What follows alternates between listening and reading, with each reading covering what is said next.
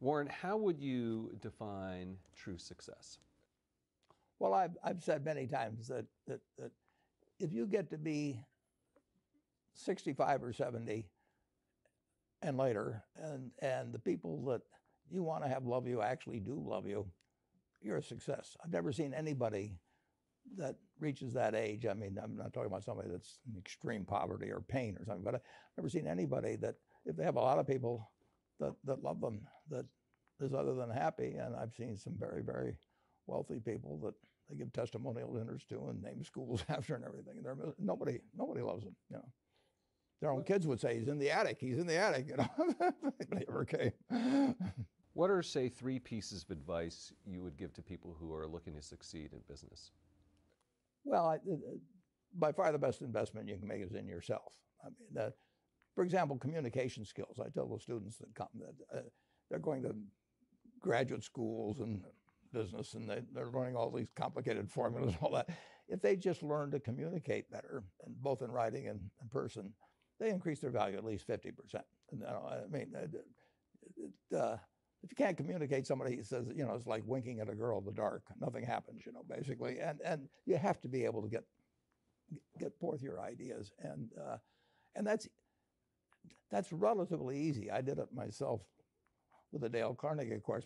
Some people wish I'd taken a shorter course now in terms of my talking later on, but it's just hugely important. And if you invest in yourself, nobody can take it away from you. I mean, and the second thing, which I'll get a certain criticism for not living it, but I do tell those students, you know, that if I gave you a car and it'd be the only car you get in the rest of your life, you take care of it like you can't believe. Any scratch, you'd fix that moment. You'd read the owner's manual. You'd keep a garage and do all these things. And you get exactly one mind and one body in this world. And you can't start taking care of it when you're 50. By that time, you'll have rusted out if you haven't done anything. So you should really make sure that you just remember that you just got one mind and body to get through life with and to do the most with it.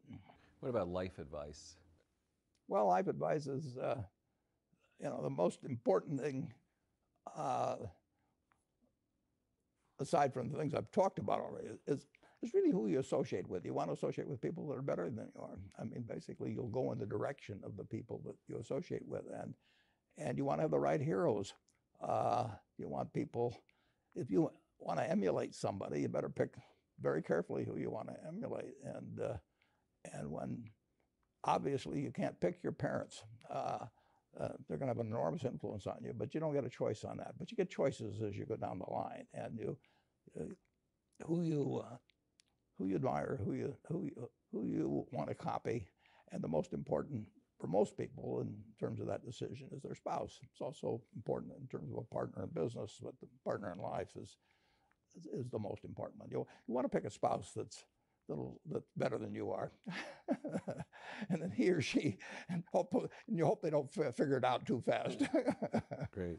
Biggest mistakes people make when investing? Well, they try to, they just don't realize that all you have to do is just buy a cross-section of America and then never listen to people like me or read the papers or do anything subsequently. They think that because you can trade, you should trade. You buy a farm, you buy an apartment house, you can't resell it tomorrow, and you know the cost of moving around. Now you get something handed to you, liquidity, you know, which is instant. You can sell, and the cost of doing it are pennies, you know, compared to other kinds of investment activity. So because they can so easily move around, they do move around, and moving around is not smarter than investing. You have a pretty cool morning routine regarding what you have for breakfast and how prosperous you feel. What is that? Well, I now actually send somebody over to McDonald's usually to get me something. Since the publicity I got from earlier describing my habits at McDonald's, I now have somebody go in the office, but that was more for entertainment value. I actually eat exactly what I like to eat. If I liked it on my 6th birthday, at my 6th birthday party when we had hot dogs and hamburgers and Coke and ice cream with chocolate, I still like it. And I don't care about anything subsequently. I discovered it all by the time I was 6. if somebody offered me a deal when I was 20 and said, you're going to live 1 year longer, instead of living to 88, you'll live to 89 or whatever it may be, if you eat nothing but broccoli and Brussels sprouts and onions and all these things. I just said, I'll take the last year off. It probably won't be that good anyway. I mean, so I eat what I like to eat. I'm not venturesome in that area. I like how you lumped in onions with broccoli and Brussels sprouts. Well, Never heard that. I just don't happen to like onions, but no, I don't put them in the same category. Okay. You and George H.W. Bush, I think. Is business school worth it? Depends on the person, much more than it depends on the school. I mean, I wouldn't worry.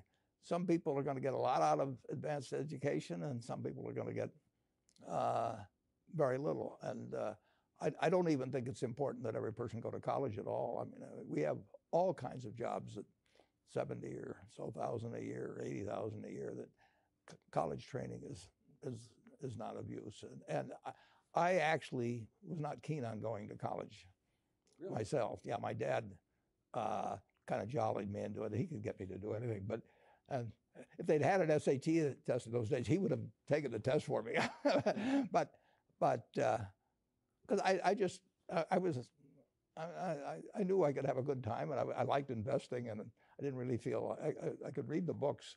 So I don't, it's a big commitment to take 4 years, and the cost involved, and maybe the loans involved, and everything. And I think depending on what your interests are in life, I don't think it's for everybody. I think it's for a lot of people, but there ought to be a reason you're going, and I didn't really see much reason.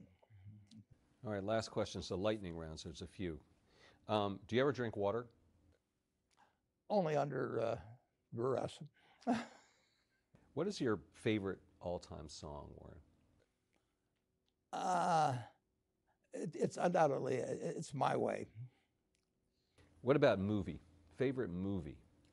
Well, I like The Bridge on the River Kwai because of there were a lot of lessons in that. Plus, it was enormously fascinating. Catchy tune also.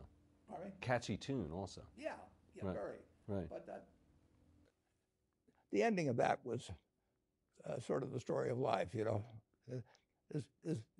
He created the railroad, and did he really want the enemy to come in across it? Got it. Favorite book? Well, the favorite book from an the book that had the most impact on my life was The Intelligent Investor by Ben Graham. I knew you were going to say that. Favorite TV show?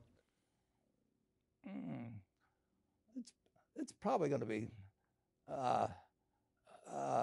it would be Nebraska in some huge bowl game and winning. And finally, what do you carry in your wallet, and how much money do you tend to carry around? Well, I probably carry maybe $400. I actually my wife likes to use cash, so I just take home a chunk of cash every now and then she doles it out. She looks at my billfold and sees whether all the hundreds are gone. Sticks a few in there. But, it's pretty simple. And credit cards? I've got an American Express card, which I got in 1964, but I pay cash 98% of the time. If I'm in a restaurant, I always pay cash. It's just easier. Warren Buffett, thanks very much.